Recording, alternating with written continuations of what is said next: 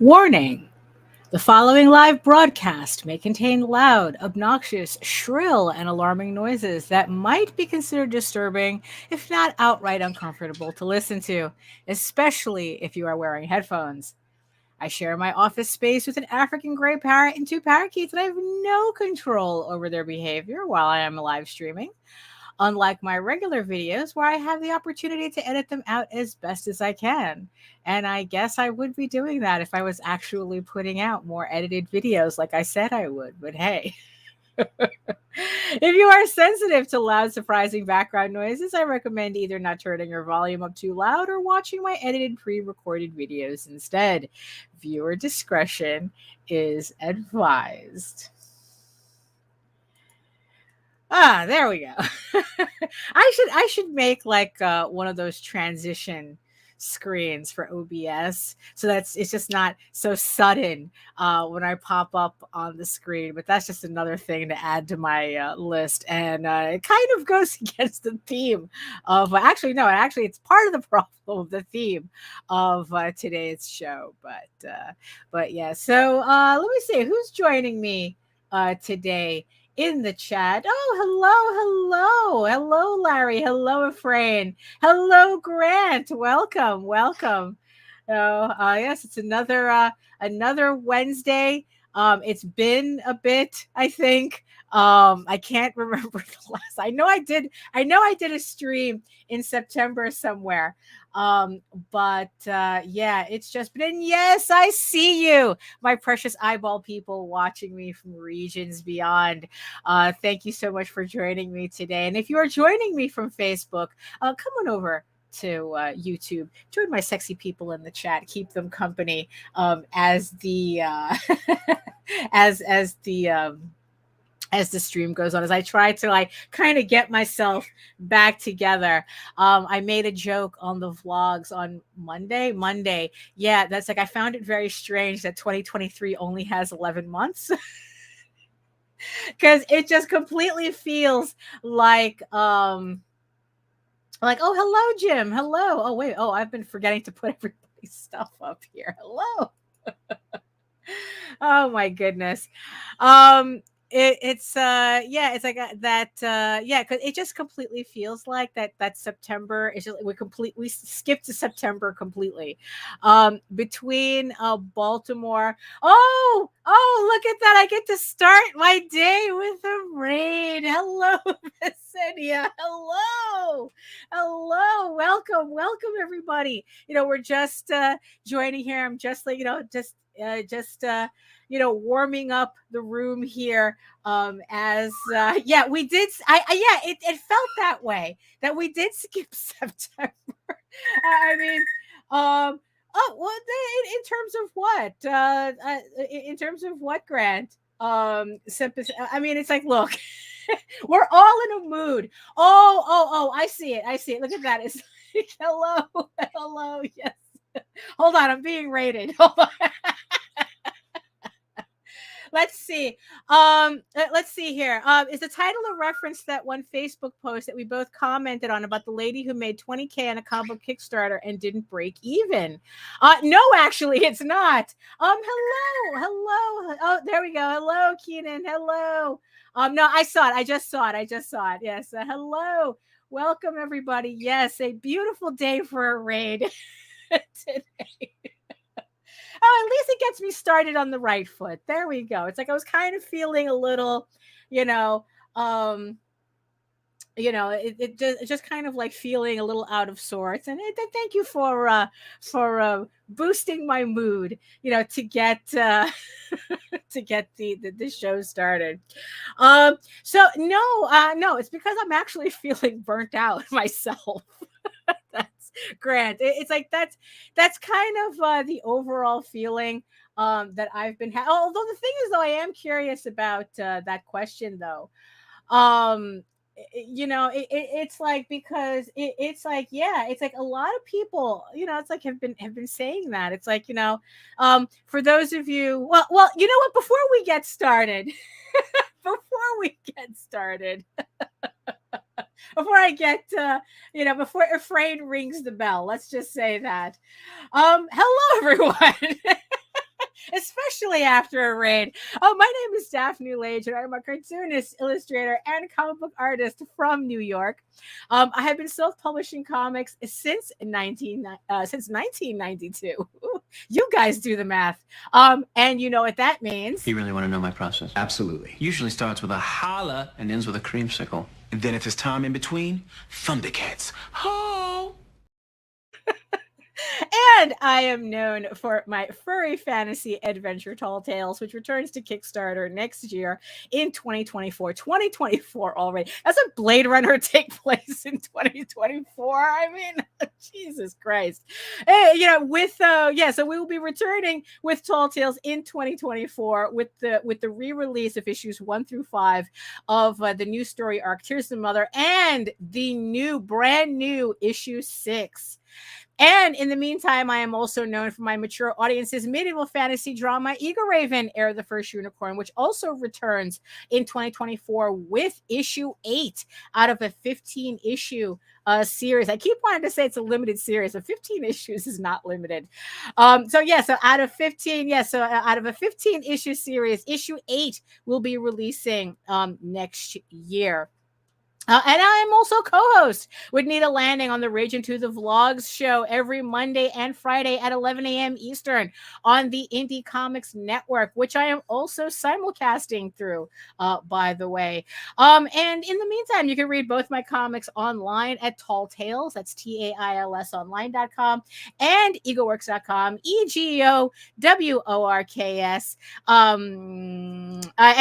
And also you can check out all my videos on how I make my comics here on YouTube at my channel here at Daphne Lage Art, which also simulcasts through the Indie Comics Network, as I said before. So make sure you like, share, subscribe, and hit that notification bell before so that you get notified whenever any of our shows goes live.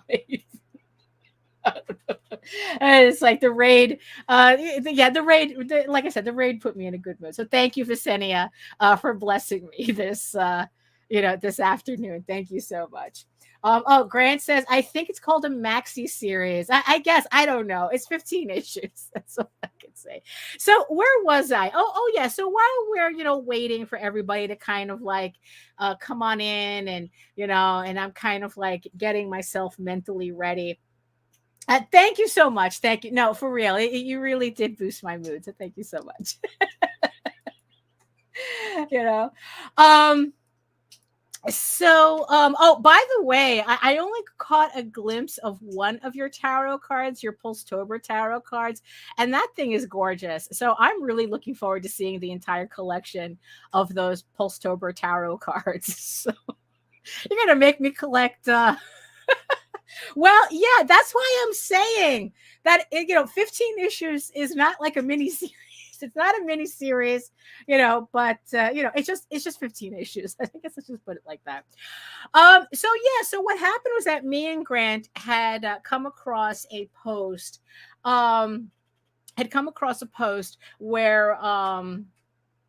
Where this woman was saying how that she was feeling incredibly burnt out. Now, mind you, it was coincidental that this just happened to be how I was feeling at the same time. Because like I said, September didn't exist. Between Baltimore and everything else, it's like September was just like, as far as I was concerned, it was just like, I don't know, like 3 days, 3 or 4 days, and now we're in October.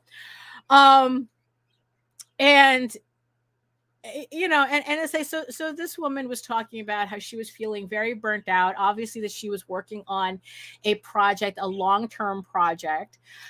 And that's the thing with doing comics is like, depending on, like how you work, it's going to take a long time. It's like, unless you're doing like an actual mini series, like 3 issues or something, if you want to do a long form story, it's going to take time to do. And she was talking about how like a book that she felt that should have taken her 5 years to do was taking her 7, and she still wasn't done yet, and this, that, and the other thing. And then she was talking about the frustration of running Kickstarters that she never felt like she was getting ahead on her project.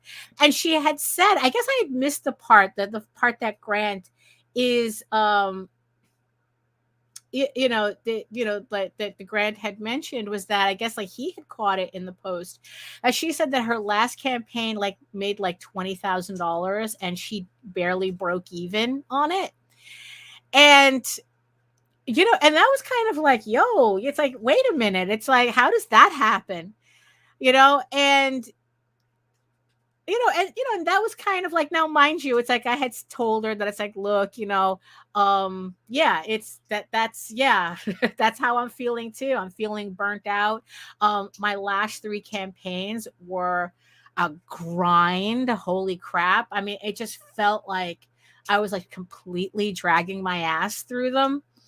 And and it's like, especially, and it's like, I'm like, wait, you know what? I think I just have to accept the fact that I can't do as many Kickstarters as I thought I could do. And at the same time, it's like, you know what? Which is more important, the book or the Kickstarter? And that's kind of like where my head is at right now. So somewhere in her post that I didn't catch, but Grant did, was like I said, that she said that she had made $20,000 on her last campaign and felt, didn't break even. And again, it's like, and this is not the first time that I've heard this, that I've heard creators say something, which honestly sounds like really outrageous to me, where it's like, you're making 20K on a campaign, yet for some reason, oh, hello, bon dia, hello. Where it's like they're making all this money on Kickstarter, but then they're saying that they're not making money actually. And it's like, wow. It's like, and I can't help but think, it's like, now how is that working out? Now, with the burnout, with the burnout comment, because Grant had asked her, it's like, by the way, how did you make 20K and not make money on the campaign? And I was curious too. And what I kind of figured is that maybe in the context of what she was saying in her post, that maybe what it was that she was counting, like she was assessing how much her time was per hour and then pricing, like kind of like pricing that, using that number in her campaign math. I know that Tyler James from the Comics Launch group, I remember him in the past talking about that it's like, but I've also seen other creators say it too. It's like, oh, you have to get paid for your time and blah, blah, blah. You don't do your comic for free, but here's the problem though. I mean, it's like, if you really are going to calculate your per hour cost on doing your comic, I kind of think you're going to be in a world of hurt. I don't think that, honestly, I really don't think that's kind of helpful for a lot of creators, because we're not really making a lot of money on this platform. And it's like, yeah, it's like all of these, entrepreneurs, and it's like, oh, you have to pay for your time and blah, blah, blah. You don't work for free. And it's like, yeah, there kind of is a point where you are working for free. I mean, because it's like, we're kind of like, as comic book creators, we're kind of like at this weird, oh, hello, Juju. Hello. And the train continues. Hello. Welcome.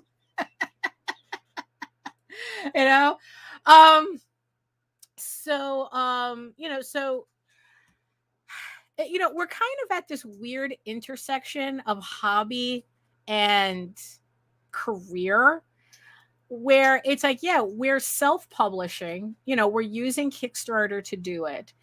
But at the same time, it is very, very rare that the work that we're doing, like on the comics that we're doing for ourselves, which in the end, we are doing for ourselves first, and then we just happen to want to share it with everybody, right? We're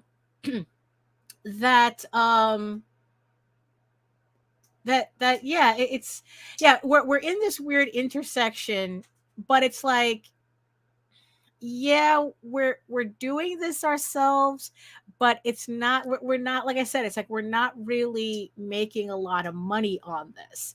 You know, it's like we're not Brian Pulido, you know, who spent the last 30 something years building his brand, and it's paying off dividends, you know, on Kickstarter, you know, because it's like he was able to take all those fans and bring them onto Kickstarter.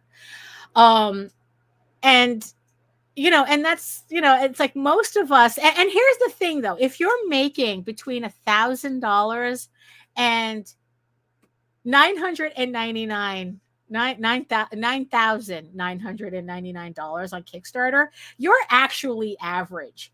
A majority of the comic book creators on Kickstarter, that's where they fall, you know, and anything above that is now, it's like you're kind of getting into outlier territory.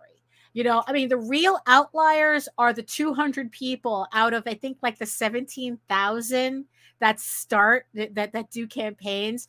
There's 200 people who make it into like the top 200, and I think we're talking about like they're making like 100,000 to like 1 million. Like that section only has like around 200 people in it.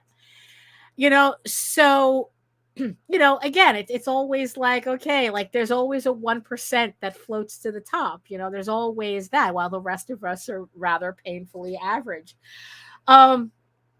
So yeah, well, apparently according to these creators, they're still going in debt. So yeah, I don't know what's going on there. So I mean, I'm hoping that, like I said, that what her thing is that she's feeling frustrated because that, no, for real, that's it. Let imaginary numbers stay in mathematics. The price isn't even for everyone, but never let it cost your sanity. Yeah, and I think that that's probably, like I said, in the context of the post, I kind of have a feeling that's what was happening, that she had given herself like a dollar amount per hour for what she spends on her work, and her Kickstarters don't justify the work. But here's the thing though, the Kickstarter is really not there to justify the work. You know, I mean, it's you doing the work that justifies the work. It's you wanting to do the work that justifies its existence. You know, you have a story to tell, and this is your opportunity to tell it. So that's why the book exists. If you just want to make money, get a job. I mean, I say that all the time, and it sounds a little cold, but the thing is though, it's like, I think that in a situation like this, she's putting a lot of pressure on her work that doesn't need to be there. So it was just like, yeah, it is just a very strange, not a strange post. It was a very, I mean, I certainly empathized with it, you know? You know, it's like, so, you know, but, you know, I mean, sure. I mean, you know, Larry is saying that Kickstarter does justify his work because it pays him. It's like, okay, but that shouldn't be your only thing, because what if Kickstarter, because being as volatile as it can be, what if it doesn't pay you? What if you're not breaking even on your book? Is your book not worth it anymore? Is your book not worth the effort? Is it not worth the time that you're spending in it? Because, you know, it's like your Kickstarter. And so yeah. So like I said, I kind of think that that's what was going on with that other lady thing, that other lady, you know, so, you know, so, well, but like I said, I really felt it, because it's like, I am, you know, it's like, I am, you know, feeling burnt out. Well, you know, that's a good point, Larry. You know, that it's like that people really do have to, it's like, can you afford to make your book, especially if you're paying out? You know, Jose works a job, you know, to cover his bills so that Kickstarter can pay his artists, you know? So, you know, so that's like choices that you have to make, you know? But the thing is though, is that if all of a sudden Kickstarter decided, it's like, you know what, this mouse book isn't working, and and all of a sudden he just like all of a sudden he can't make money on Kickstarter, let's just say hypothetically, right? He's still doing the book. It's just that the difference is that he could pivot to novels, go back to novels again, and continue doing that part of the process without having to pay out. I know for me, I do everything myself, so there is no payout per se. It's like I'm not paying other people to do stuff, so that's not so that's not that's not like paying out people is not really an issue for me. I mean, if Kickstarter, if Kickstarter all of a sudden stopped working for me, it just means that my books would come out slower. As I figure out another way of generating income to get it out, to because printing, I still have to pay for printing. I mean, that's the thing. I mean, there's still things you have to consider. Well, I don't think you have to find a different hobby as much as you need to consider that maybe you need an actual job to support it, because like I said, it's like we're kind of in that weird cusp. Oh, hello, welcome from Twitch. Hello. I mean, you have a point there. If your hobby costs more than you can make and pay the bills, then it's time to find a different hobby. But like I said, I don't agree that you have to ditch the hobby as much as maybe that just requires you to get a job, to kind of like focus on having a job that will allow you. I mean, because I honestly, I think hobbies are important. That's also the thing too. Hobbies are really, really important. I mean, I've seen way too many people lose their goddamn minds because they don't have anything to do outside of their job. So I think the hobby needs to be there, and if doing comics is your hobby, then by all means continue to do it. But you kind of have to decide how that's going to happen. If you really are serious about that hobby, but it's not paying off in a way that could make it self-sustaining, then you have to consider other things to do in order to support that hobby. And I think what happens is that I think that there's a lot of creators out there who they don't want to admit that this is a hobby. So they're trying to force something that probably either they're not really capable of doing, or they're not ready to do, or they don't have the know-how to do it. So they're trying to force it like, oh, if I just business hard enough. And, then it's like, oh, I can make money off of this. And, well, yeah, that's true. That's exactly. I mean, technically, that's the tax. That's the literal tax definition. It's a hobby if it doesn't pay the bills. And exactly, it's a business when you make money. I mean, it's like, it's like, that's why the tax laws are extremely specific about this. And what is it? I think it's like Jose was telling me, you have to make profit in 3 years, or the IRS considers your business not viable. It doesn't consider it a business. So yeah, you in that sense, you do have. I mean, it's literally 3 years. Okay, Larry is saying is 3 years. Yeah, so it's all in the tax law. If you don't make money on your hobby, if you start a business on a hobby and that and your business doesn't make money in profit in 3 years, it's not because the tax, the IRS, I guess, it kind of like degrades your standing, and you either have to make profit or you have to dissolve your business, because then it's not a business, it's a hobby. It's a monetized hobby, but it's not a business. So yeah, there's like those there's kind of like those nuances, that kind of works in that. But I don't know if that's what that's what the girl was talking about. I don't know if that's what she was talking about. Let's see. Oh, here we go. So Jake is saying, well, it leads to another level. Being in the intersection, a hobby or business, does the hobby revolve around making art or entertainment, or the business making art or entertainment? Well, that's why I think a lot of creators, they kind of hesitate to say that what they're doing is a hobby, even though probably in every sense of the word, what they're doing is a hobby. Yeah, it's like, are you a business that's actually creating an art-based product, or are you an artist who's trying to make a business out of your artwork? I mean, yeah, it's, so, and I think that kind of, and that like inability to admit whether it's a hobby or not. And I think that's where a lot of this talk about burnout happens, because I really did get the sense from this post that her main issue is that she felt like there wasn't a payoff.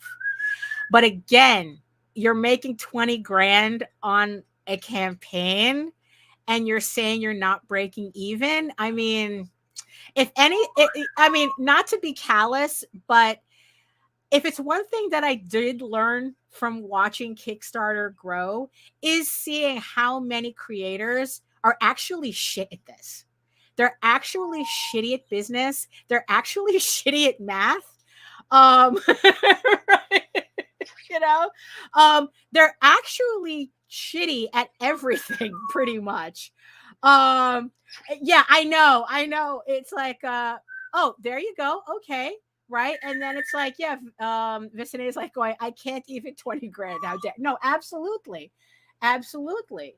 Yeah, it's like, it's the same thing. It's like, oh, it's like, yeah, for me, it kind of, it's like, oh, you want me? It's like, yes, I feel bad for you with the burnout. And then you're telling me your Kickstarter makes 20 grand. And I'm like, get the fuck out of here. It's like how shitty are your expenses? Like how bad is your math in figuring out what it costs to get these books done? That's why I think that she's counting in an hourly rate. Because it's like, well, that's true too. But that's the thing too, because it's like it's all about how you schedule your time thing. Yeah, even if she had a regular job paying all these bills or whatnot, she would probably still get burnt out too. Because also what that tells me is that she's running on a schedule that's not working for her. So we're just hitting the half-hour mark. So what we're going to continue the conversation in a minute, but it's like, so what I have on the screen right now is at page 31 of EGORAVEN issue 8. And I'm sketching it out right now.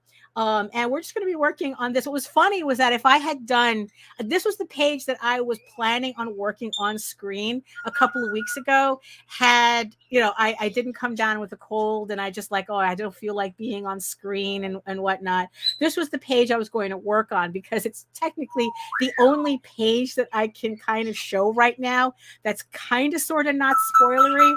So, so I'm going to be working on that. And yeah, so what I'm going to do is going to run a bump and I'm going to set up my screen. Oh, hush you. You're on issue 10. You're on issue 10 right now. See, this is what I'm talking about. No matter what we do, it's never enough, right? I'm on issue 8. So I'm gonna run a bump and then we're gonna get to drawing in Clip Studio, and we'll come back to this conversation. So we'll be right back.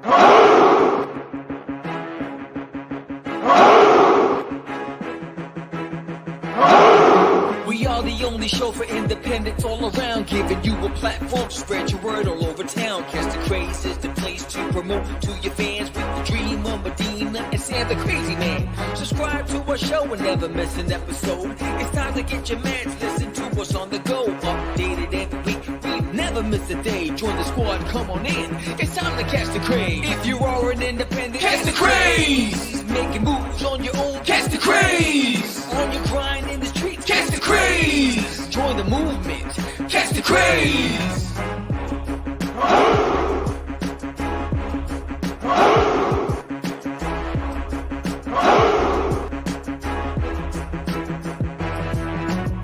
Yeah, George, we did it again. Come on now. You know you want to do it. Catch the craze.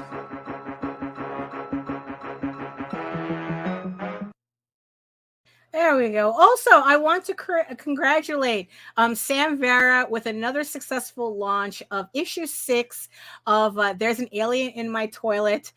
His comedy children's, actually it's like all ages comic that he launched the other day. He did fund on his show, so I put a link to it in the show notes, not in the show notes, but in the chat as well. And also, where's my other link here? Yes, I just also want to tell everybody that Christy Shin also has a brand new Kickstarter out as well. I'm putting a link to that in the chat as well. Demon Bitch, I hate you all. On Kickstarter right now, a collection of personal, I guess like comic strips, kind of like autobiographical comic strips, featuring her little demon bitch character, which I find funny that that she's able to talk about, like have the link. Like she's able to advertise Demon Bitch all over social media. But if I put up Medieval Unicorn Viking Slut uncensored, I get flagged for pornography. Just for no, not at all. The thing is though, is that Grant, what just say the title of your book and I'll try to find the link so I can put it in the chat. Because YouTube, depending, yeah, you're on YouTube, so YouTube's not going to allow you to put the link in. So yeah, just say what, just type in what the title of your book is. Is it I keep wanting to say Grendel. It's not. It's based on that. A Beowulf. There we go. Yes, I know Grendel was involved somewhere. So let me just do a quick search on Kickstarter so we can put his link up right here. So let's see. Let's see. Let me make sure I'm spelling that correctly with an O. Yeah. Let's see. Okay. And yeah, it's like if you don't spell it absolutely correctly on Kickstarter. Here we go. Here we go. So let me just put that in. Let me just grab your link here and put that in the chat. Hold on. Let me just make it all nice and pretty. Hold on. Okay. There we go. You know, so yeah, so yes, Beowulf 1 to 6 is on Kickstarter right now as well. Thank you to the 57 backers which are backing his campaign. He's almost he's almost at goal. I mean, it's like, you know, like he's you know, I think what you just started your campaign, right? So, you know, so it's like, yeah, we're all on the road to funding. Okay, here we go. Here we go. So Grant's link is there we go. So Grant's link is in the chat as well. So yeah, so all these books. So yes, so Sam Vera's There's an Alien in My Toilet, Demon Bitch, and Beowulf are in the links are in the chat as well. Oh, hello, John. I'm trying not to burn out. So yeah, so like I said, so on the screen here is this page, like I said, page 31 of hold on, let me save that for later. I can save that later. For page 31 of EGORAVEN, Heir of the First Unicorn, issue 8. And yeah, and it's like I mean, I've gotten so far ahead of it that I actually I have a partial printout of the color pages that unfortunately I can't show much of because this is an incredibly spoilery issue. Yeah, John, what do you got? Say it in the chat, and I'll find the link for that as well. I know it's is Fire Fist again? Hold on. Hold on, let me. No, that's not what I want. Yeah, so you just post the name in the chat, and then I'll find the link on Kickstarter, and then I'll put that up for you. So all the links are going to be in the chat. So pretty much I have most of the book colored and lettered and the whole thing. I have 6 pages that I need that I have ink that I have to finish coloring, and I have these last couple of pages, literally the last 2 pages that I have to pencil in and ink, penciling in Cliff Studio. Oh, thank you, Michael. Thank you. Yeah. So now as you can see, the chat is in let's see, is in the corner right here. Let me see if I can fix it a bit so that it looks a little bit. Let's see. So let me just fix that a bit so it looks a little. There we go. So there we go. So the chat is now on screen. So at least this way I don't have to stop and constantly, have to bring up the hold on. Let me see let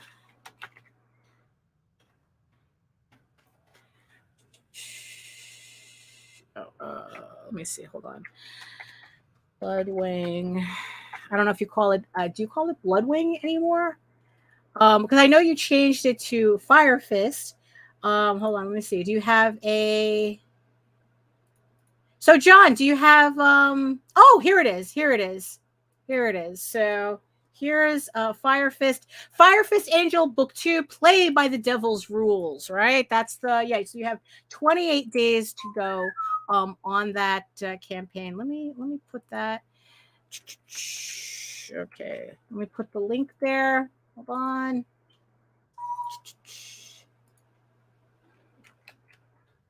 Where's my thing? And okay, so here we go. So all right, so yes, so also John Celestri has the next chapter of his Fire Fist Angel book on Kickstarter right now as well.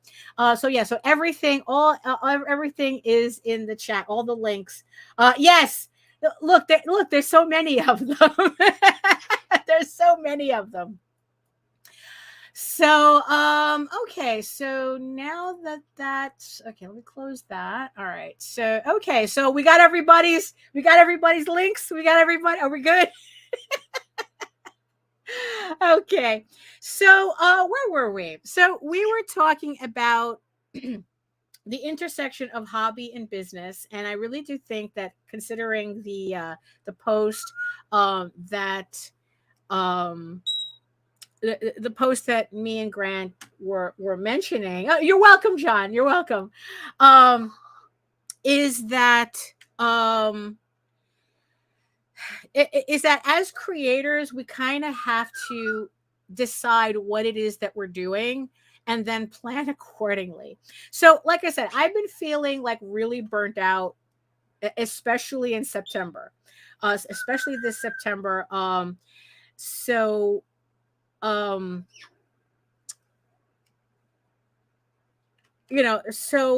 really had to kind of like sit down and think about, okay, why am I feeling this way? Usually when I'm feeling this way and I'm feeling like really, really burnt out, is because the schedule that I put myself on is either too ambitious or unrealistic for what it is I'm trying to do. And you know, especially with this campaign with medieval unicorn Viking slut, or the Unicorn King's daughter, you know, if you want the more family friendly version of the title. Um, it's just, I don't know. It's like, I just feel very tired. And kind of like a little fed up with chasing Kickstarters. Now that doesn't mean that I regret the Kickstarters. No, it's like I'm trying a lot of new things on this Kickstarter for this campaign. I'm learning a lot. A backer kit is really, really fascinating to use. Um, and I think that backer kit is kind of given me a little bit of a bump for what I'm, you know, for what I'm doing.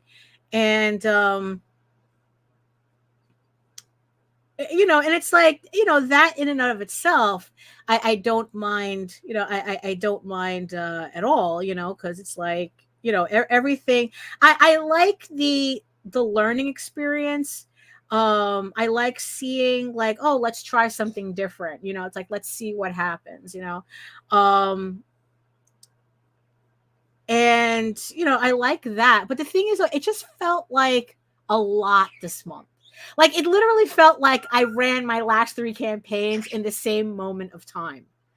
Like, it just, and I think that what's not helping is that my printer still has my books.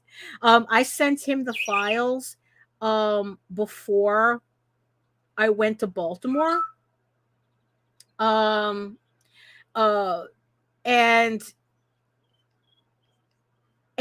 my books are still not here. So EGORAVEN issue 8 is still pending. I have everything set up.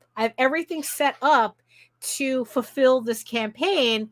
The only thing I don't have are the actual books. And I find that very frustrating.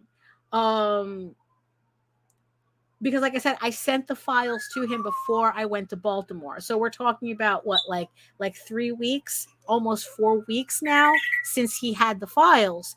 Now, you know, he said that there were certain things that happened at his plant. They pushed a whole bunch of jobs to the side. You know, to accommodate this large job that came in. And I said, fine. And I was expecting at least the books to ship this week, or at least to come in this week. And then now it's like, oh, I'm not going to be in the office until Friday. I can't get back to you because I'm sick. And, you know, and it's like, okay, there's nothing I can do about that. So, you know, so that's,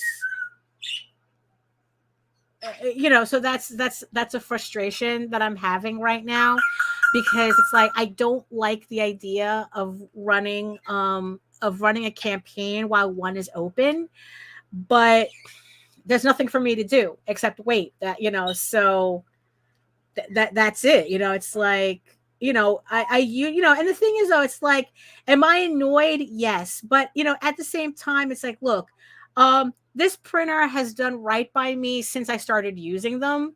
And this is like the first time there's been like this big of a hiccup.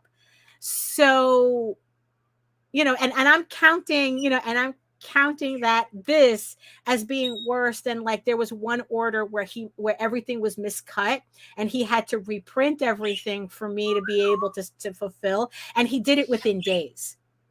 So I can't even consider that an issue because he fixed it so quickly. But this one is like, look, I guess that there just comes a point where sometimes the printer just, like, shit happens, you know, and that's just part of, you know, that's just part of the process. That's why you have to schedule your Kickstarters in a certain way.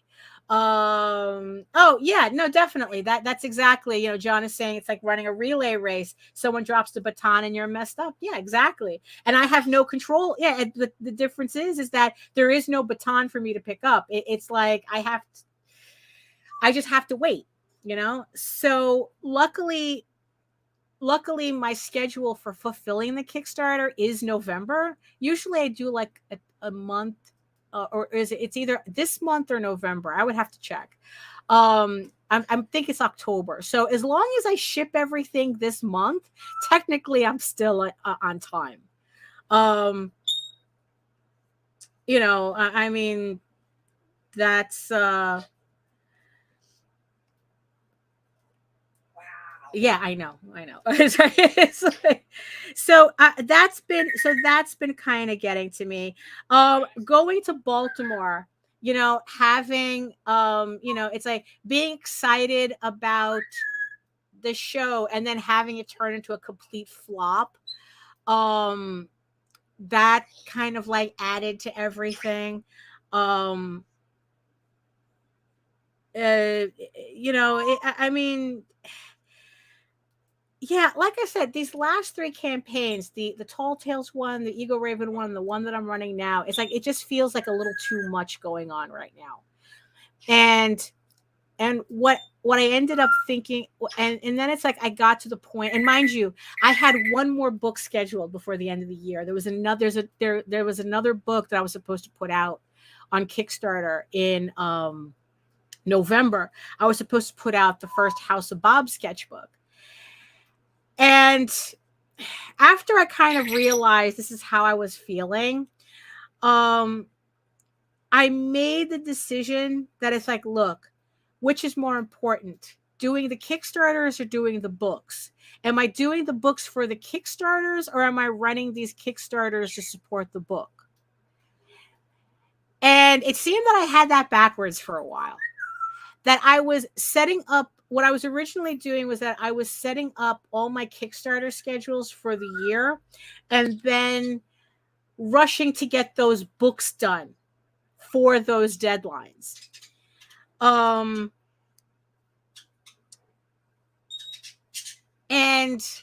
I realized that that's not how I should be doing this. That the Kickstarter supports the book. The book is not to be done for the sake of running a Kickstarter.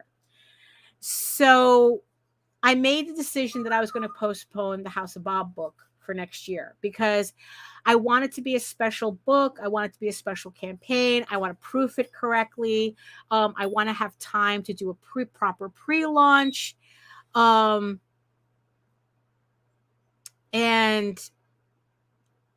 you know, and I wasn't going to be able to do that with the schedule. Yes, Juju. Yeah, we all, well, you see, because here's the thing though. It's like, it's kind of like I need that focus. I mean, I don't know how Vest, obviously you're mentioning it because maybe Vest does the same thing too. But like I need kind of like that time focus. Because ever since we stopped going to San Diego Comic-Con, that was what everything we made was based on. So it's like we had the entire year to get all our projects done because we needed them for San Diego Comic-Con. Ever since we stopped going to Comic-Con, we kind of lost, and I mean like me and Jose, it's like we lost our focus. And then it kind of became a free-for-all. And then the problem is that when it becomes a free-for-all, you kind of stop taking it, you know, you kind of stop taking it like seriously enough. Juju, you are so on point with that. If Vest does the same thing, I tell her to focus on progress, not a deadline. And that's where I'm at right now. That's what I had to sit down and really decide what was more important, getting the book done or this arbitrary deadline, you know? And in the end, that's what it was. The deadlines are just arbitrary, you know? I mean, there's nothing that says I have to run a Kickstarter in December. I have to run a Kickstarter in November. I mean, granted, I would like to run right now. I'm at a point where it's like, I can't do more than 5 Kickstarters a year. I thought that I could do 6, but it's like, no, I need more buffer between campaigns.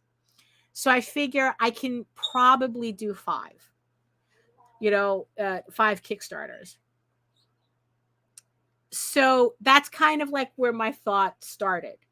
It's like, okay, let's do 5, right? So we can do 5. We know that for sure. This year, this would be Medieval Unicorn Viking Slut is my 5th campaign this year. And honestly, that's where I'm cutting it off. So for next year, I know, okay, let's do 5, right? And yeah, probably, maybe, quarterly, might be better too. It's like, I don't know. It's like, but at least 5, right?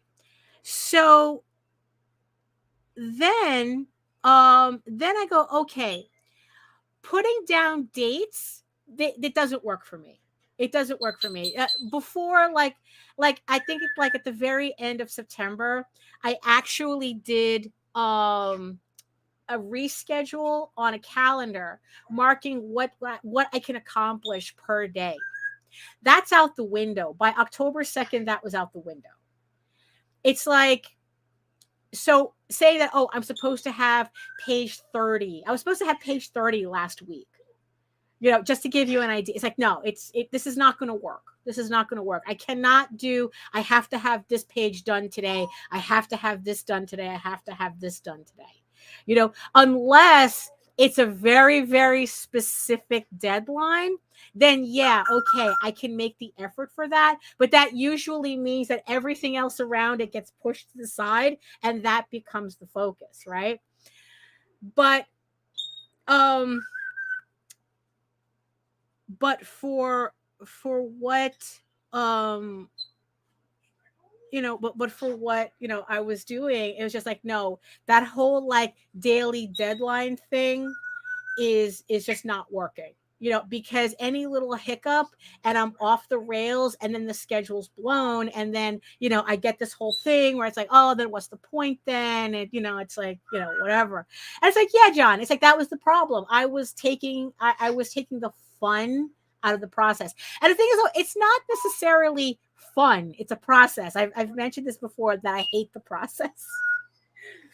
That I hate the process.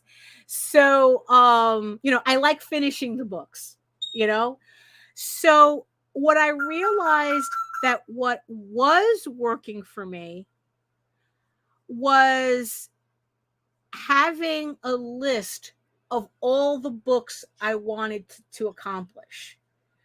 So it's like, okay, so for this year, like at the beginning of the year, I did a list of all the books that I wanted to accomplish for this year.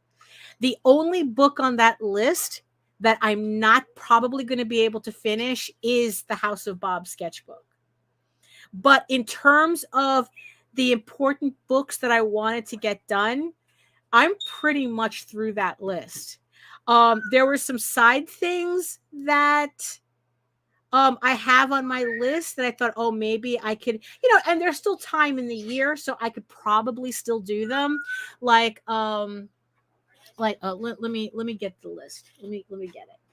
So for this year, right? So for this year, I had said that I was going to do these books. So Tall Tales, the Peacekeepers, the remastered, EGORAVEN issue 6, Tall Tales, or So I Thought, that's the color version. EGORAVEN issue 7. I was supposed to do the House of Bob sketchbook, and then the EGORAVEN, Medieval Unicorn Viking Slut, the adult supplement, EGORAVEN issue 8, Tales from the Outer Kingdoms, which is on the campaign now. There was a short story that I did called Visit, which I finished that, and then EGORAVEN Volume 2. So this is the list of books that I had planned for this year. And pretty much I'm on track to complete this list, except for House of Bob, which I decided to move for next year. Not bad, so it's like, oh, wait a minute. It's like I actually accomplished what, pretty much most of the books that I set out to do. So I'm pretty happy with that. Once I finish these 2 pages and color in the last 6 pages of issue 8. That's done. That's off my list. And at the same time, that finishes EGORAVEN Volume 2, because Volume 2 collects, it collects issues, such as 1 to 4, 5 through 8, right? I mean, and I have my side projects. So what I had wanted to do is I want to do Tall Tales Tears from the Mother issue 6. That's done. I just have to letter it, which also means I have to go back into all the previous issues and fix the lettering, because that lettering is a little, it needs a little touch up. So that's what I'm going to do with that. I have an audio book that I've been procrastinating on this shit for the longest time, but I'm just waiting for my throat to finally clear up, because it's like I've been sick, and this cough, I have this congestion that's taking its time to go away. So I'm waiting for that to clear up, and I'll finally do the audiobook. And then there's an Oswald short story that I have to ink the pieces for. I have to ink 3 pieces for, which I have them sketched out already. I just have to ink them. So, and I kind of think I can accomplish these 3 things before the end of the year. So yeah, is there like a bunch of other things that I had wanted to do, squeeze in? Yeah, but you know what? It's like I'm not going to to fuss with them. It's like I'll I'll get to them when I get to them. It's like because in the end, the extra stuff is not really important now. So I'm not going to worry about them.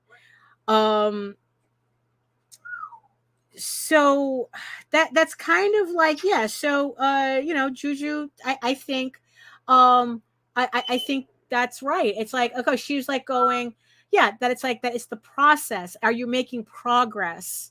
Not really. It's like, are you meeting a deadline? Right. Cause it's like, I think in the end, that's where I have to be too. It's like, oh yeah, and then Juju says, then she gets upset about not getting 2 to 3 pages in a weekend anymore. I had to point out people weren't paying you for commissions when you first started. I mean, so yeah, so that's kind of like that's kind of like the same conclusion that I'm coming to as well, that it's the progress that's important, not whether I hit a deadline. Now mind you, I don't want to get ambivalent about the idea of deadlines. That's the trick, right? I don't want to, it's like, I don't want to overwhelm myself with deadlines, but at the same time, I don't want to end up in the habit where I think I have all the time in the world to do shit.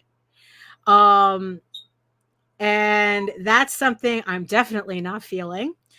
So I still want to be able to have this momentum where I'm still getting work done.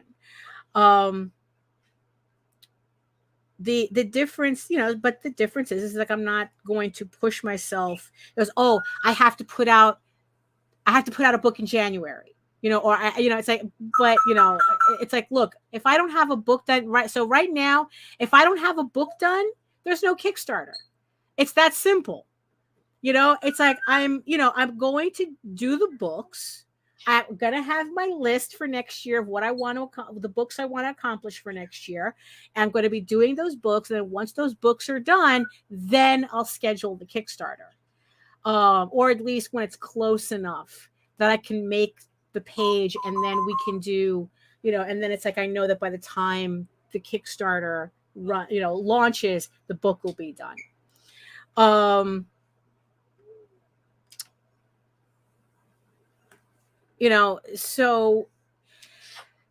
yeah, so in a certain sense, I still need a deadline, kind of, but yeah, but I can't make that the sole thing. I can't. Again, it's like, I'm an artist that's running Kickstarter. I'm not a Kickstarter campaign person who happens to be an artist. That's and that's what I had to remember. so yeah, so here I am, you know, like working. So I've been working on these last 6 pages, right? So before I'd be like kind of like freaking out because like, oh, I didn't finish this page, and you know, it's like I have to finish this page today and this, that, and the other thing. And now like I have these last 2 pages, and you know what? I'm just sketching them out. You know, it's like I'm just kind of like just trying to vibe with them. It's like, you know, it's like I know I'm not going to ink these today, so I'm not going to rush to ink them. But it's like most likely tomorrow I'll be inking them.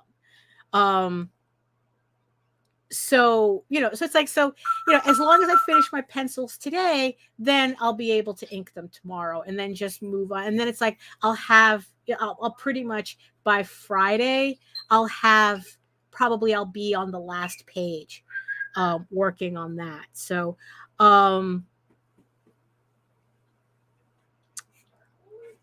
you know, but in the end, that's what has to be important for me. Am I getting the work done? Am I doing more today than I did yesterday?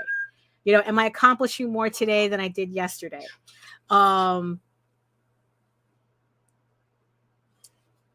You know, that's, yeah, so that's kind of where I'm at right now.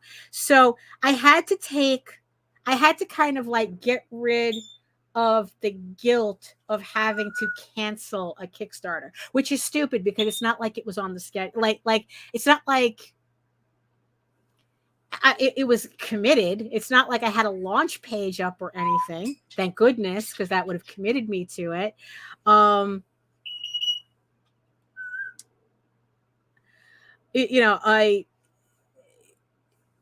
it's you know, and it's like, look, you know, I mean, I think I'm doing the people who follow my work a better service by postponing what I think would have been a weaker campaign and a weaker book, and then making it a stronger product later, and then offering that up, than trying to rush something out, you know, for the sake of running a Kickstarter. It's like, in the end, it's like, I don't think that that's fair to anybody, especially to me, and especially not to everybody who's supporting my books. So yeah, so I made, you know, so I made these like decision tweaks pretty much. Cause I mean, did I really change my schedule? Not real. I mean, not necessarily, because like I said, it's like I still want to still have, oh, hold on. I'm going to have to get this. Hold on for a sec. Hold on.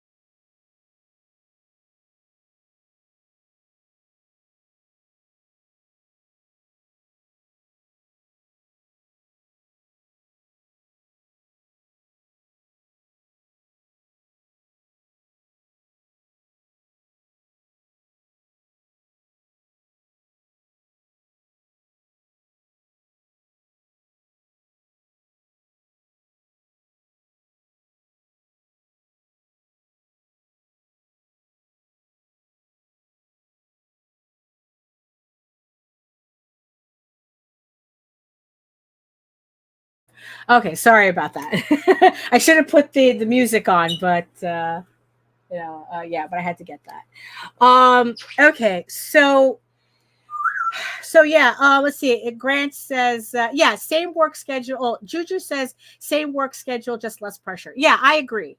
That's kind of how, like, I'm getting into that groove where it's like, okay, am I working on the pages? Yes, then that's what's important. You know, it's like I'm working on what's in front of me right now. I'm not worried about it. It's this whole thing that I've talked about. Like, don't live in the future. You don't live there. You know, don't think about the future. You know, you don't live in the future, so don't worry about it. Just worry about what you're doing now. What are you accomplishing now? And that's kind of like the mindset I had to kind of like bring myself back. You know, thank you, Jake. Look, it's always a process. It's always a process.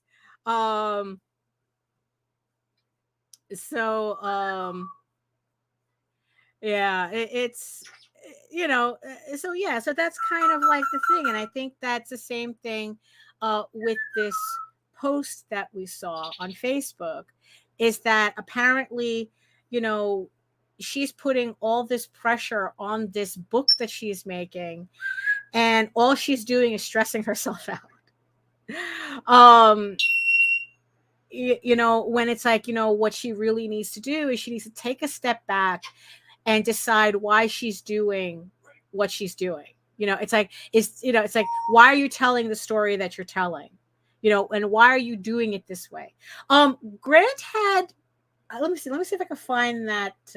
You had said something before that caught my attention. I put a pin in it to talk about it. And here it is. Would it be possible for you to do some type of non-comic book related work part-time? That's what I do. It's nice to have a job that you don't have to think about very much. I mean, it's funny you should mention that. Because especially lately, I've been itching to write more.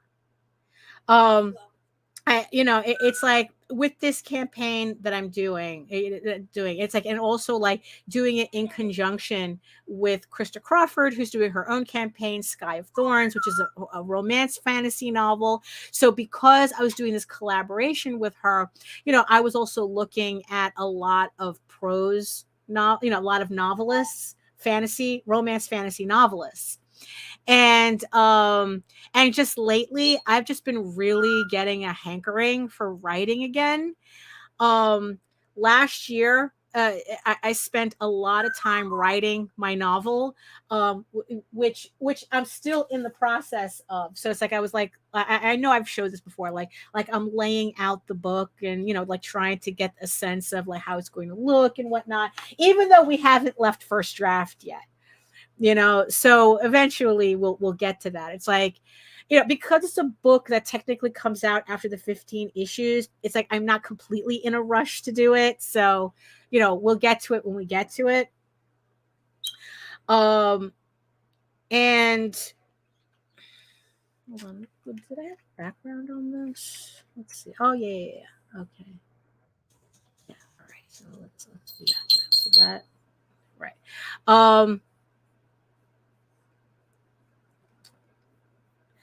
So I've been looking at a lot of like novelists and whatnot. So I've been like really, oh, hey, Gothic Lolita Angel. Hello from Twitch. So I've been like really hunkering to do something, but I don't have anything that's outlined enough for me to start another novel. I mean, I have other ideas for novels, but they're not outlined enough yet. Like I don't really have a complete story. So I'm not like ready to commit to another novel yet. So what I just started doing is I just started writing some fanfic. I just started writing some fanfic to kind of like pass the time a little bit, just to do something different, but kind of get that prose out. So it's like I'm doing some Seeds of Chaos fanfic. For those of you who haven't heard that name in a while, it's like Seeds of Chaos is a hentai game, visual novel. It's a hentai visual novel that I play from time to time. Adore the game, absolutely adore it, and I just haven't played it in a while because I've just been so busy. But because I kind of needed this different creative outlet, I just I started writing fanfic for it. And it's just like, look, it's just something stupid to do. It's just kind of like, it's just a different thing.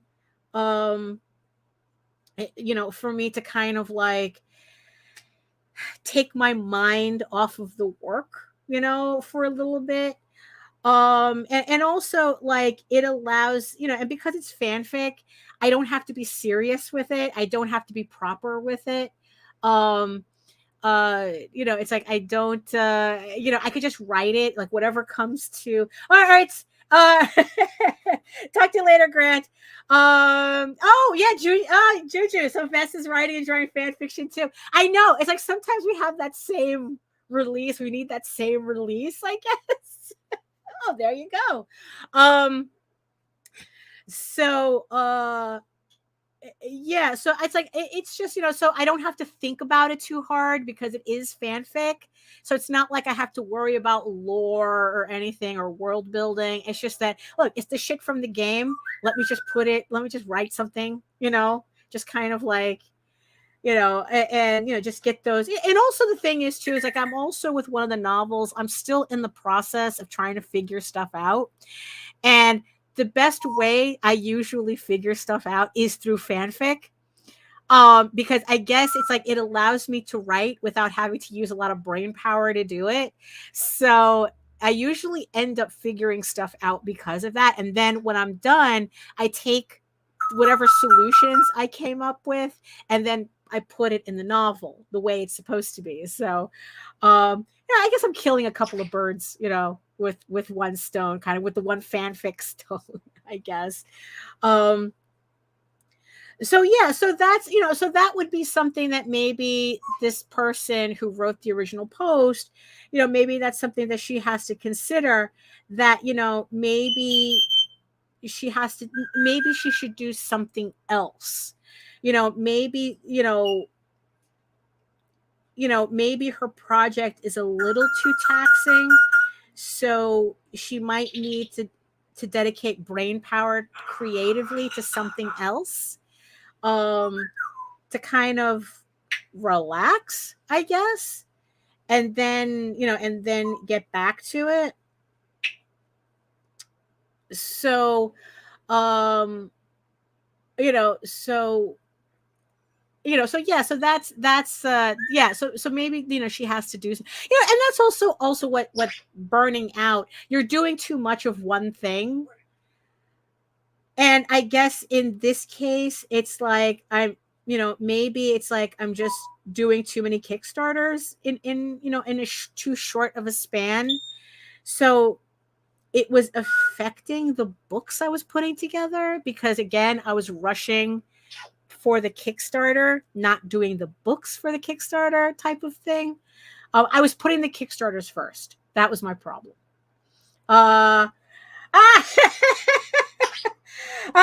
mean, it's like, I'm in Queens right now, Juju. I'm in Queens, so I kind of remember her saying that she's from that she lived in the Bronx.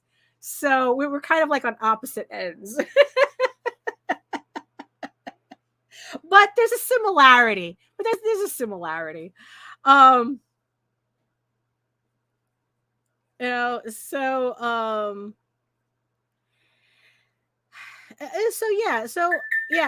the end, it's like, I kind of remember that from an interview we did. I mean, I could be wrong. I mean, Vess can correct us later,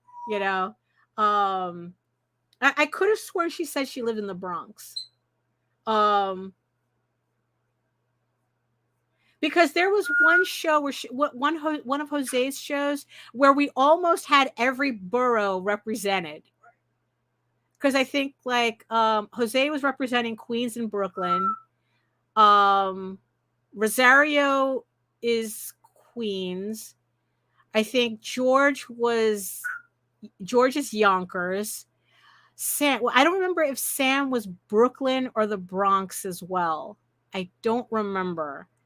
And then Vess was on there too, and it was just like it was like the New York crew. Oh, there you go. So she's all five. She represents everybody.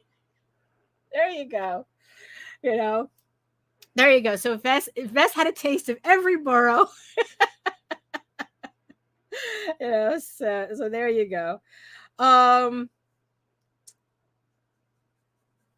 Yeah, so that's kind of like a thing that maybe the burnout was feeling like it's like, oh, you're doing too much of one thing. And honestly, it's like I think that unless you're working for a publisher and you need to hit a deadline, your schedule doesn't have she's the Captain Planet of the boroughs. That's funny. It's like I said, unless you're dealing with you're working with a publisher and you need to hit deadlines, there's no, I don't think that there's a reason to be so strict, because it's like, I think that the mistake that we make is that we get so strict with ourselves that we start restricting our creativity, and it gets in the way of what we want to. Oh, that isn't too bad. That's too bad. I have to admit, sidebar, I don't think I would have finished this book as quickly as I did. Now, quickly being, using the term very loosely, because I started working on this issue, I think, like the last couple of days of July. So it's like what we're talking, July, August, September, and we're in October right now. So 3 months for one issue. And the thing is, though, so it's like I'm actually kind of pleased with that. It sounds like a lot of time, I guess, but I mean, 3 months for one issue, that's not too bad. I actually kind of like that.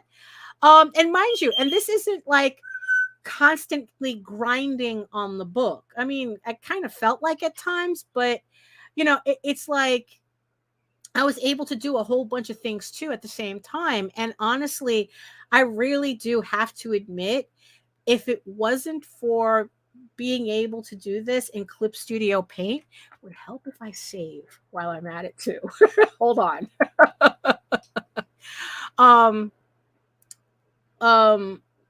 That if it wasn't for being able to do this in Clip Studio Paint, I don't think I would be this far in. If I was doing this traditionally, because it's like I've come across, because it's like I have a habit of hiccuping at anything that's kind of difficult. And if I was doing it by hand, it'd be very, very easy to kind of like stop and feel like I'm hitting a brick wall.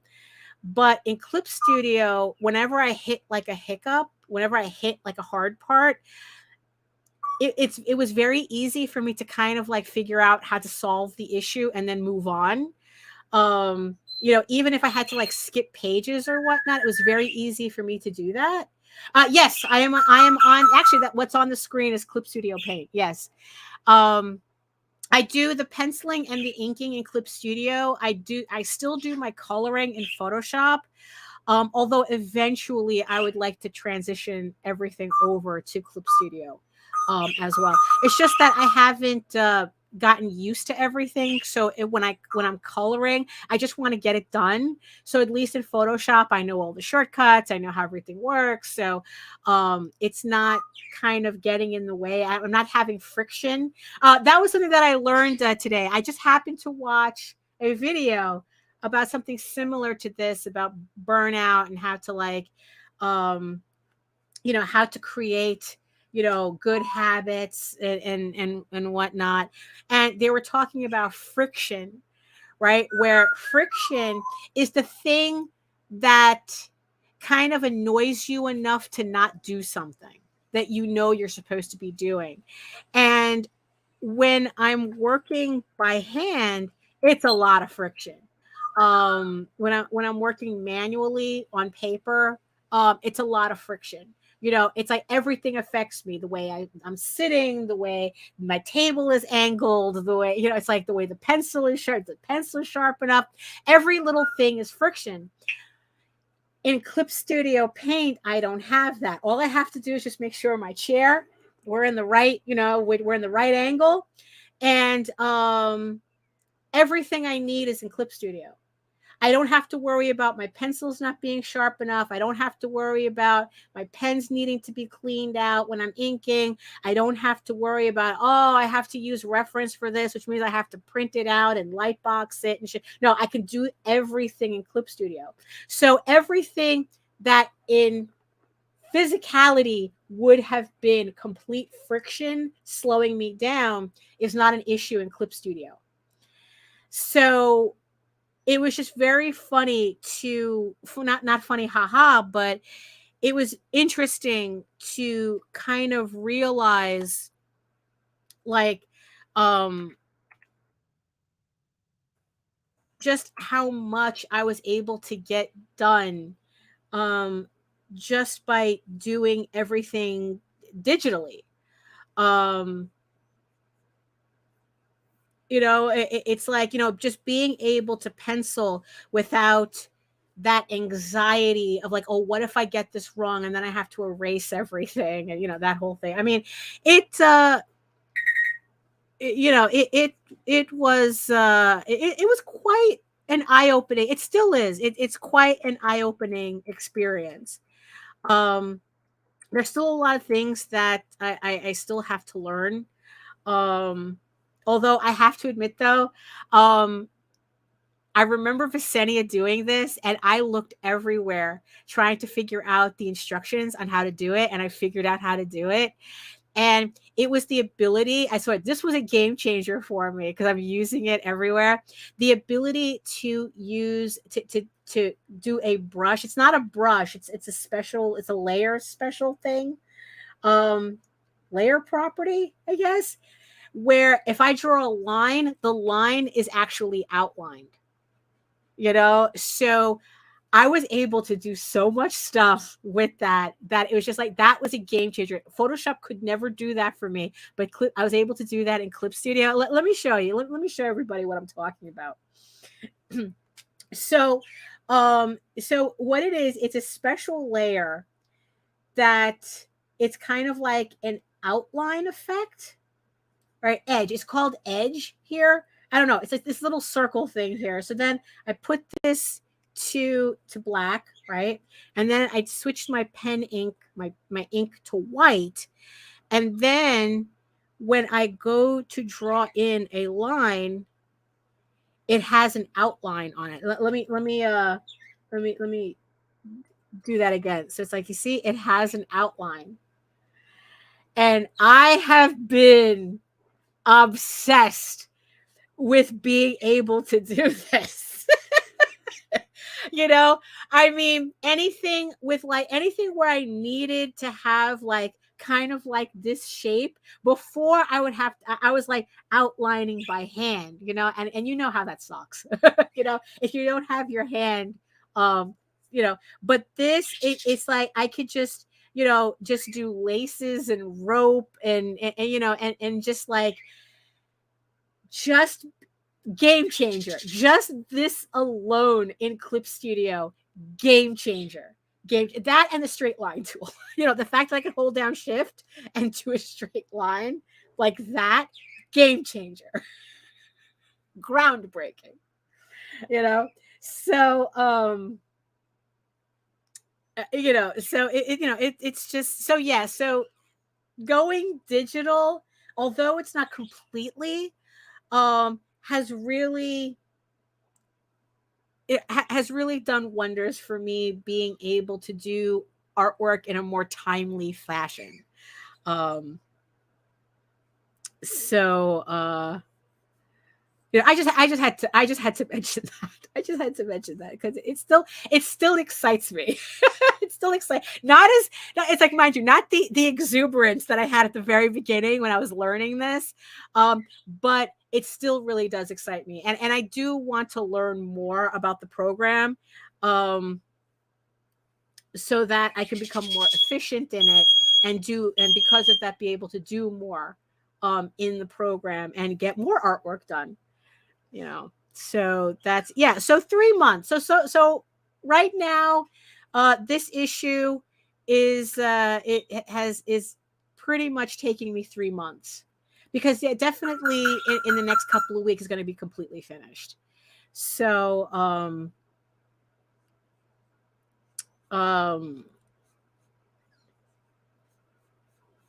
you know, so yeah, so I just had to mention that. And then if it wasn't for Clip Studio, I don't think I would have been as far. I would have been as far as if I was doing it by hand. Oh, that's awful. Let me just leave it like that for now. I'll fix it later. Yeah. So,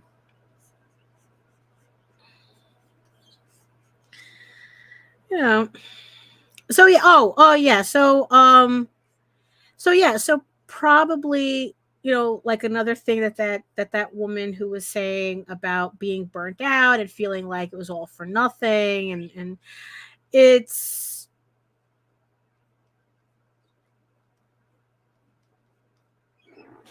you know, like maybe she just needs to do something else.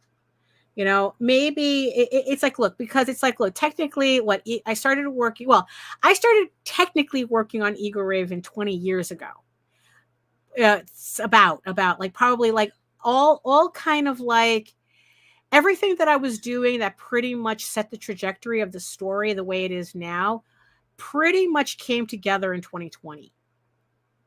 Up until that point, it's like, you know, EGORAVEN was a mascot and whatnot. And I was just trying to figure out what a website mascot, and I was just trying to figure it out. By 2020, I had a story. I had the beginnings of the story. I did Legend of the Silk Rose, which is the prequel. That was the first thing that I did that I seriously completed. And then I started posting pages online, started working on the pages and posting them online on my website.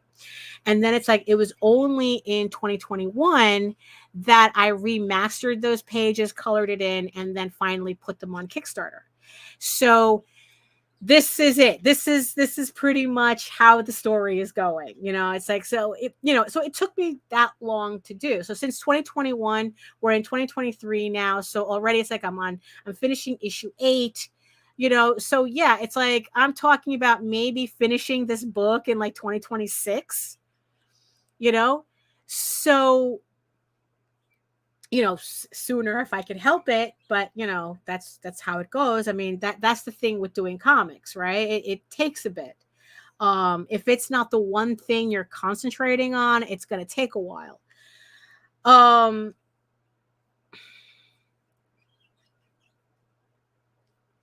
You know, so it's like, so she's saying that she worked on a book, worked on the same book for like 7 years.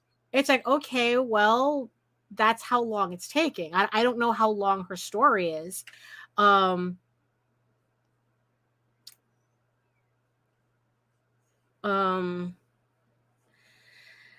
it's like, it could be that maybe she doesn't have anything else on the side that she's also working on. You know, that kind of like that she can kind of like switch over, you know, to something else. Like, you know what? Maybe she doesn't have hobbies. Maybe that is her hobby, and she doesn't know. Thank you, Joe. Hello, Joe. He goes, Legend of the Silk Rose makes me appreciate the end of issue 6. Yes, that is very much the intention. Very much the intention of that. So thank you so much. So yes, so for those of you who don't know, Legend of the Silk Rose is my prose, illustrated prose short story that's a prequel to the comic book EGORAVEN. You don't need to read it to understand EGORAVEN, but it does add to the overall story, especially when you hit issue 6. It's kind of like the same thing with my shorts collection that I have on Kickstarter right now. Tales from the Outer Kingdoms. These are short stories that didn't make it into the main storyline, but I thought that they were too good to not do anything with, so I did them as just separate short stories and then collected them in a book that you can get on the campaign, Medieval Unicorn Viking Slut. It's 3 books that's on the campaign, and this is one of them. And I think they add to the story. I think they give like more of a sense of character development. So, you know, again, it's one of those things that you don't need it, but it's kind of nice to get those little bumper stories that are like these are just kind of like cute little stories. Well, except for the first one, it's like, you know, these are cute little stories that just kind of like add to the lore. You know, it's like, you know, it gets you, you know, it's like, you know, the characters a little bit more, you know, like the you know, like the surroundings, the city that they're in, you know, the other people that live there. It's kind of, you know, it just adds a little bit. So thank you, Joe, for bringing up Silk Rose, because yes, that was completely my intention of that, you know, for everything to kind of come together like that's the prose and the comics. So yeah. So, you know, so yeah, so that's kind of like how I'm dealing with my burnout. I mean, I'm still feeling a little bit overwhelmed, but I think that the plan that I have now is kind of like better for me, you know, to go by project, to make a schedule by project, not date. You know, but like I said, it's like you still need some kind of time goal to get things done, because like for next year, I want to finish volume 3, you know, so that we're talking about issues 9, 10, 11, and 12, you know, and get that finished. And like that would be the book for next year, you know, to get those books you know, done. Probably the last 2 issues of Tears of the Mother for Tall Tales, gets those finished because it's an 8-issue limited series. Yeah, that would, I think like those would be like the main books I would do for next year. And then the House of Bob book, the sketchbook, you know, and then the House of Bob sketchbook. Probably, considering the nature of those books, I would probably like put 2 of them, you know, on the schedule.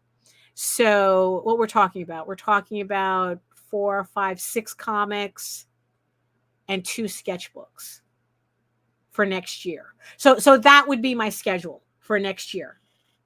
And then whatever little side projects I could fit in, I'll fit in, but they're not going to be the priority of the schedule. And the goal is that as long as I finish those books within that year in a reasonable amount of time, then I'm on track, right? I'm on track. You know, although, I mean, honestly, it's like, what is it they say, that if you're feeling burnt out, it's too late. It's like and it's like you have to take steps to deal with it. Because it's like, I don't think that there's a way to kind of like preempt burnout. Like I thought I was last year, and instead I ended up in the same spot. So hopefully doing a project-based schedule will be better for me production-wise and mentally, and being able to get the stuff done, than say that's like, oh, I have to run a Kickstarter in January, or I have to run a Kickstarter every 3 months. So once a book is done, there's a Kickstarter. Or at least, like I said, close enough, because I can still take advantage of pre-launch time. So that's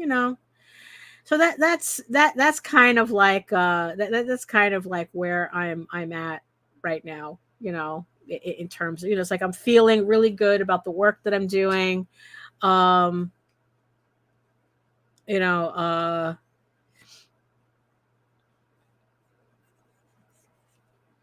really like this issue 8 has been a real learning experience with doing the whole thing digitally. And it's like, and I don't, and mind you, and it's like, and the thing is though too, it's like, of course, like the more, and then of course I'm realizing that it's, in the end, when it comes to the project-based deadlines, also the other thing that I want to also add in is is fine. Like, I know I've talked about this, you know, and I keep saying it and I keep not doing it, but I want to be able to go back to doing more edited videos, because I do like the ones that I've done and I'd like to do more. It's just that they take time. They take a lot of time. And, you know, and I know that, well, here's the thing. Okay. So here's also another thought process. Here's another thought process, right? So my campaign right now, like I said, the whole thing is still a learning experience. And, you know, and okay, so right now we're at, for Medieval Unicorn Viking Slut, we're at 160 backers, which is more backers than I had on my last couple of campaigns, which is amazing, right? But my goal is to reach 180 backers. Because that would 180 backers would be the most backers I've ever had on any of my campaigns. So I do have that secret goal. And also it unlocks phone wallpapers. So, you know, if you want to get phone wallpapers on your pledge, you know, once we reach 180 backers, those get unlocked. Plug. And, you know, and like I said, I've been using BackerKit as a way to kind of like streamline my mailing list process, which is a whole thing that I've been really, really learning during this campaign.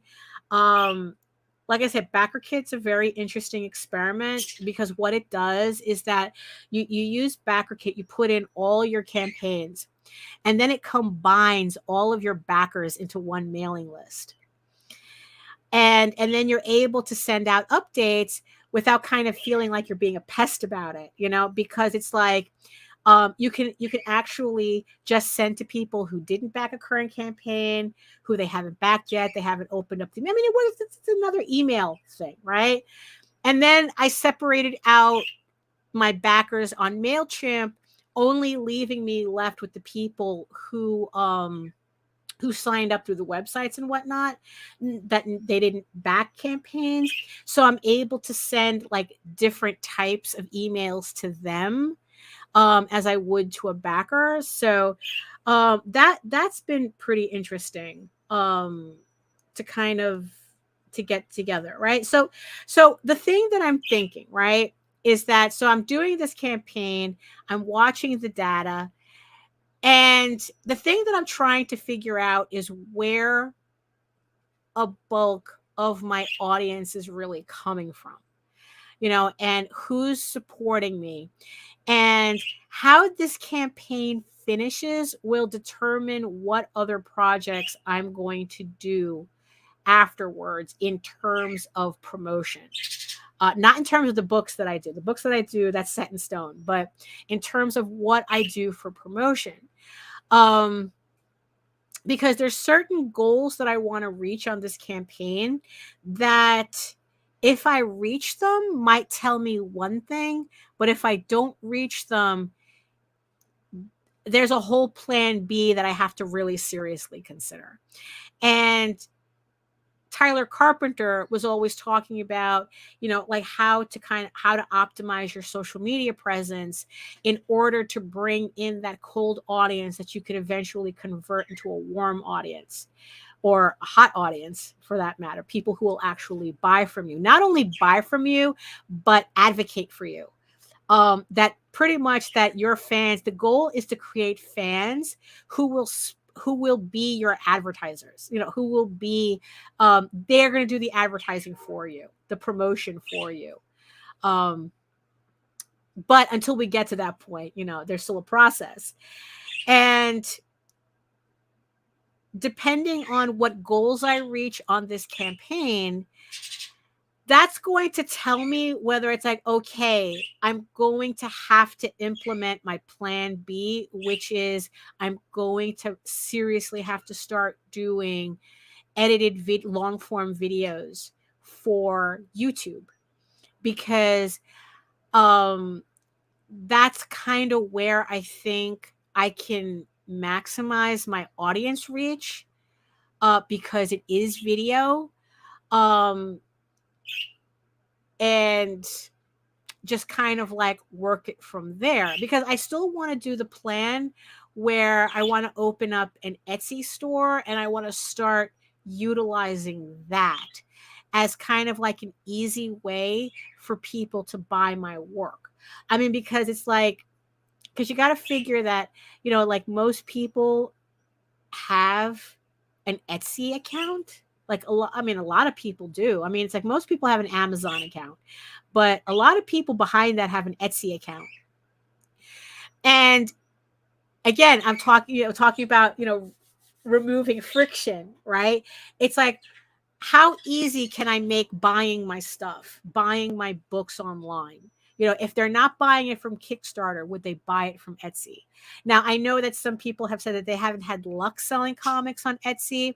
And I kind of have a plan for that too. That has nothing to do with comics, essentially. But it is a way to kind of like build my name up so people associate me more with artwork, with doing comics, with the Kickstarters, that eventually it all becomes like kind of like one thing. And then they go, oh, she put out, I don't know, a new sticker set, let me buy that. She put out a new comic, let me get that. It's like, so that would require me to really kind of focus on certain things. And one of them is doing more videos, more long form videos for YouTube.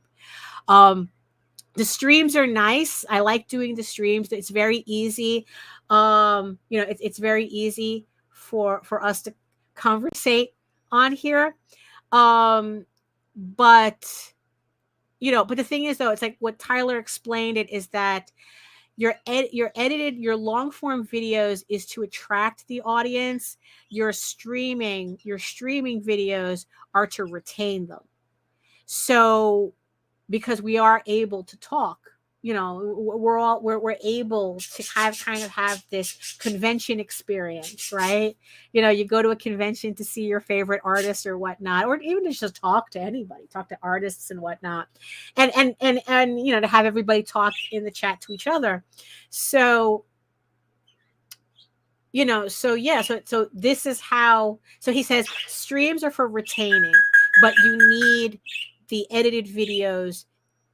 You need to cast that net with edited videos in order to grow your audience. So, like I said, depending on how I meet certain milestones on this campaign, I think it's probably only reinforcing that I have to do that. But at least I also understand that YouTube is where I want to focus on. It's very easy to get caught up on all the different platforms and everything, and it's like, and it's just like, what, narrow it down to the platforms that actually do something for you, that you actually see engagement on, that you actually are seeing people react to your stuff on. And for me, it's Facebook and YouTube. So yeah, so it's like I go, you know what? It's like I already hammer Facebook a lot. It's kind of time for me to do that to YouTube as well. But again, it takes a little bit more time, but I'm going to have to finally put that time in. So again, project-based, if I'm running a project-based schedule, right? How is that going to look in terms of YouTube? It's like maybe, because it's like they always say, oh, you have to post 4 times, post once a week or this, that, and the other thing. It's like, you know what? If I can do one really good video a month, I think that's worth 4 mediocre videos that I had to push out, right?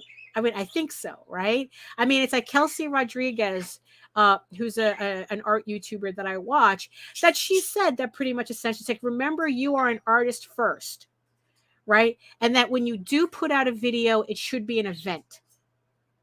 Because it's like your effort should be in your artwork first, and then you do your video. But don't get it twisted, and I think that in the end, it's like that's why I keep burning myself out. I'm burning myself out because I'm getting it twisted. I am confusing myself for something that should be reversed.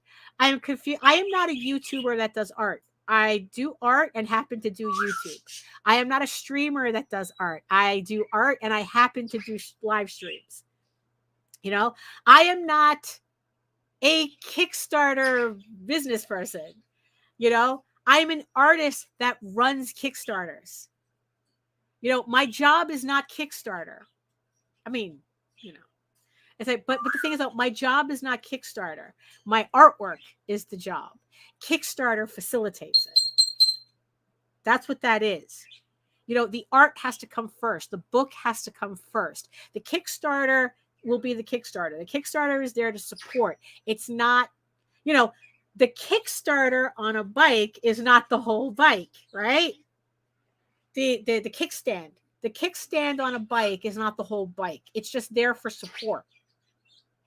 You know? So you still have to get on the bike to ride it. So I still need to do the artwork to utilize Kickstarter. It's not the other way around. So that's where I think my block is coming from. That's where I think, you know, my friction is that I keep confusing myself with my deadlines, with these things that are not the art. You know, now, mind you, it's like, I do have to say that it's like, I do have a certain amount of privilege being able to say this, to be able to say this. You know, so, you know, I don't want to say that, you know, so don't misconstrue me if I, you know, it's I say, it's like, oh, I, you know, like, oh, this is how you should. It's like, no, it's like, you have to figure out things the way it works in your environment and how you're working. You know, it's like, yeah, because it's like right now, I don't have to get a second job, but you might have to. You know, this girl that we were talking about, maybe what she needs is a job. You know, it's like not everybody is cut out to do this full time. You know, and maybe your comic isn't a business, but it really is a hobby, and it needs to be regulated to that. So you need to do the other thing that it takes to make sure that all your bills are paid or whatnot.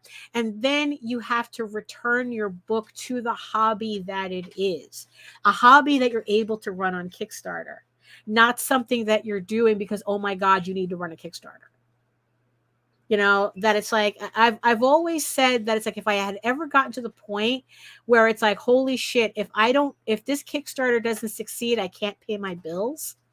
Like, if I ever got to that point, I would get a job. I would say, you know what, it's time for me to get a job, because I don't want to put that pressure on my artwork. You know, and I would rather have a job that pays the bills, and then I'll be able to do my comics in peace, essentially, than have to freak out that my artwork is not paying the bills. You know, and yeah, it's like that's not how I want to function. So, you know, these are the things that I have to kind of like, I do freelance. I do. You know, but most of my art time does go into the comics. I don't do as much freelance as I probably should, but that's a whole other, you know, discussion. It's like pretty much, I don't do what I don't have to do. So if I don't have to take on freelance, I don't. There is a commission that I did agree to take, but I told him that I could only get back to him at the end of the month. So, you know, but the thing is, though, at least that's on the docket. But pretty much my whole thing is that if I don't have to do it, I don't. You know, so that's kind of how I look at commissions and freelancing. I mean, but there are artists who do that. You know, it's like, I know I remember Visenia talking about like her process with her commissions, that she makes sure that her commissions don't take more than a day to do. so that it's not interfering with anything, which is, you know, that's a way to do it. And mind you, it's like, it's not like her commissions suffer for it. I mean, it's, you know, her commissions are beautiful stuff, or beautiful things for, you know, so I don't think that her commissioners are losing out on anything if it takes her a day to do it, you know. So you know, but for me personally, if it got like kind of like that overwhelming, it would be easier for me to get a job. Like I said, I mean, like Jose, he has a job. He works outside the house. He's a manager, and you know, and he uses, and that's the money he uses to pay bills. So that when he runs his Kickstarters, he only has to worry about the Kickstarters paying his artists, you know, paying for the work, paying, you know, like just staying within the artwork that he needs, you know. And I know, you know, it's like, look, it's like, you know, he's like anybody. It's like, you know, nobody really, really likes their job, you know, but it's what you do, right? It's what you do if you want to accomplish certain things. Yeah, it's like, yeah, it's like I find myself a real job instead, where the work will keeps me stable. Well, you see, the thing is though, is that don't worry about whether if you're doing something, don't worry about whether other people are taking it seriously or not, because in the end, it's none of their business. Right now, what you need to worry about is actually writing it. Whether people take it seriously or not is kind of irrelevant at this point, and not really necessary. I mean, it's like, if you wouldn't ask them for advice, why would you ask them for validation? You know, I say write the book, write the novel. You know, it's like, don't wait for anybody. It's like your goal is to, you know, to do the work that you feel you were meant to do. If you were meant to write that novel, write that novel. That has, whether other people take you seriously or not is irrelevant. Because you know what, other people, they're too worried. In the end, other people are too worried about their own bullshit to worry about yours. You know, so write it, make it cringe, do everything. You know, it's like, you know, I mean, it's like, look, and you know what, and come on, it's like, you know, and the thing is too, is that what we end up realizing later, after we're like knee deep in the work, and is that it's actually not that bad. You know, I mean, it's like you like, my first complete story was a fanfic that I posted online, and it's a fanfic.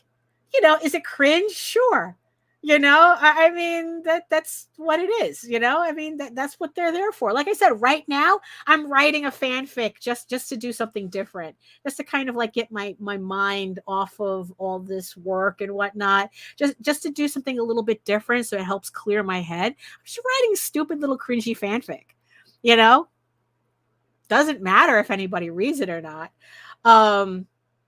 You know, but my first completed novel was a fanfic that I posted online, and I posted each chapter on my website, and people were reading it. They had a good time with it. I then posted it onto DeviantArt, where I did illustrations for it, and people liked it. And it's like, you know, I mean, you know, in the end, it's like, look, you know, like I said, I don't write like that anymore. I mean, it's like, although what's funny is that, again, it's like that fanfic had a lot of things in it that ended up in EGORAVEN. So, you know, so it's like, write the book. Just write it. Don't worry about what other people are, or don't worry about other people, because trust me, they're not worried about you. That's the one thing also that we kind of have to get, you know, that we kind of have to get over. It is that it's like, look, you know what? Yeah, just do the book. Just do the book. You know? Oh my goodness. So we're a couple of minutes close to the top of the second hour. So as you can see, actually, I'm rather pleased with how this came out. So at least at least tomorrow, I can just start inking it and not thinking about it, because in the end, my process is the same. Once I have the pencils down, like inkable pencils, then inking is really easy for me. It's just something that that I could just do without thinking. You know, it doesn't require as much thought as penciling does. As actually, layouts are the layouts are the hardest thing for me. They're the most difficult part of the process. But once I get the actual pencils that I want, then it's kind of like smooth sailing from here. So at least tomorrow I can get started inking this page, and then finally move on to the last page of issue 8. I still can't believe it. You know, I still can't believe it, but I'm very happy with myself. So with that, so that's true, Kia Fern. You cannot let a story go to waste. Doesn't matter if it's good or not. Like I said, I'm writing a dopey little fanfic just to entertain myself. So, you know, just do it. Just do it. So okay, so you know, so yeah, so there's my page for the day. You know, so not bad. I think this was like one of the rare. So technically I finished what I set out to do on a live stream. Another one for the books. Usually I don't finish my pieces on a live stream, but no, I finished my pencils for this page on a live stream. So yay me. So yeah, I even forgot to put my music on. We were just talking the entire time. So that's how it goes, right? You know, so let me just fix this here. You know, so oh boy, so yeah, so here we are at the top of the almost the top of the second hour. I just want to thank everybody for joining me in the chat today. Thank you so much for Visenia and everybody from Twitch who came over because of her raid. Thank you so much for joining me. I hope you at least enjoyed the artwork and the conversation that we had. I hope you learned something, or at least was entertained. You know, I try to do something important here. Whatever it is, I don't know, but usually I try to do something important. So yeah, so just to remind everybody that let me see. So yeah, so what am I reminding everybody of? Oh yes, of course. Just to remind everybody that Medieval Unicorn Viking Slut, also known as the Unicorn King's Daughter, is on Kickstarter right now. Thank you so much to the 160 people who have backed the campaign so far. Thank you so much. We still have a bit to go. I think we have 23 days left to go on the campaign. There's still time to back it. It's a the campaign has 3 one-shots on the campaign that you can either buy as a set or mix and match, get whichever ones that you want. Especially if you just want to stick with the EGORAVEN canon, you can stick with that. If you want to go with the alternative universe stuff, you can go with that. But yeah, so you can pick and choose however you want on the campaign. So yeah, so it's on all the links are in the show notes below. And remember that I also have I have a sister campaign. So we're doing a collaboration with Sky of Thorns, which is a fantasy novel series, a 3-volume fantasy series. This is the first volume on Kickstarter right now. And already on her campaign, we have unlocked the special print that it was a stretch goal print that is unlocked. So if you pledge to her campaign as well, pick up a book, pick up a PDF, you also get the print to go with it. But if you pledge to both campaigns, to both Sky of Thorns and EGORAVEN Medieval Unicorn Viking Slut, you also get a special collaboration print that goes with it. So we're going to send out in the survey, we're going to ask you what your backer numbers are on the 2 campaigns, and then we will send out the special bonus print to you. If you pledge digitally, you will get a digital print. If you pledged physically, you will get a physical print.